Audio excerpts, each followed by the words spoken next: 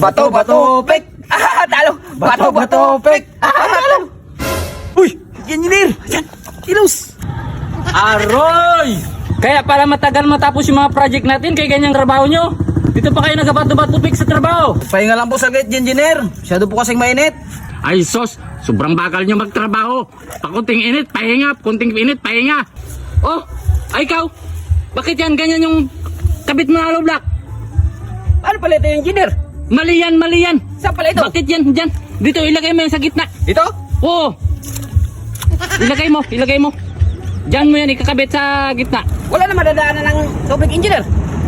Ay, huwag ka na makialam. Basta, sundin mo na lang ako. Ikabit mo yan dyan. Ops, tika lang. Bakit wala kang helmet? Saan ang mga helmet nyo? Ay, wala kaming helmet, engineer. Wala kang helmet? O sige, o. Ito, isuot mo. O, yan helmet, isuot mo. Bakit ganito itong helmet natin, engineer? Ay, wala tayong budget. Yan ang mga suotin nyo. O, ito sa'yo. Sobrang tipid mo naman sa amin, engineer. Ay, wala nga tayong budget. Ayun lang muna, tisan nyo muna yung helmet nyo. Suotin nyo na. Bakit kayo magsumila magtrabaho? Salamat, engineer. Salamat. Anong salamat? May bayad dyan. Kaltas yan sa sweldo nyo. Ah, grabe ka naman, engineer.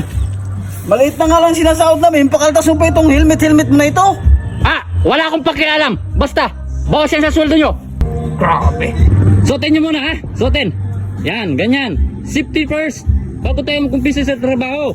Oro rin sa kaligtasan nyo yan. Engineer, wala man to steel bar, engineer. Ha? Steel bar? Wala tayong steel bar? O sige ano, kabitan mo ang kawayan. Ah, kawayan naman to, engineer. Ay, mas mabuti yan. Kahit pa paano may kawayan. Engineer, sigurado ka na ba dito sa gitna? Babain tayo nito. Oo, ako bahala sa'yo. Basta sumunod ka na lang. Para sunod na buwan, may kontrata naman tayo.